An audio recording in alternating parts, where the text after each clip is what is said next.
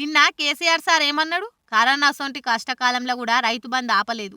కేసీఆర్ ఇట్లా తలకాయ పక్కకు పెట్టగానే రైతు బంద్ బంద్ అవుతుంది, కరెంటు కట్ అవుతుంది. ఇదేనా సర్కార్ నడిపే తరీకా అని మస్తు గరమైంది కదా. ఇక దాని మీదనే చర్చ జరుగుతుంది నిన్నీయాల. అరే నిజంగానే కాంగ్రెస్ వస్తే రైతు బంద్ కట్టాయేగా అని కాంగ్రెస్ కార్యకర్తలు కూడా రైతు బంద్ కావాలని కోరుకుంటున్నారు. అంతెందుకు ఇవాళ మక్తల్లా ప్రజాదీవన సభ జరిగిందిగా. దానికి ఉప ముఖ్యమంత్రి బట్టి సారు, మంత్రి ఉత్తమ్ సారు పోయిండ్రు. ఎవరో ఒక రైతు మాట్లాడతా అంటే మైక్ ఇచ్చిండ్రు. ఇక మైక్ ఇయ్యంగానే ఆ రైతు మొదాలే అయ్యా సార్లు నేను ఛాన్సేపు ఏం మాట్లాడా, నేను ఒకటే ముచ్చట చెప్తున్నా.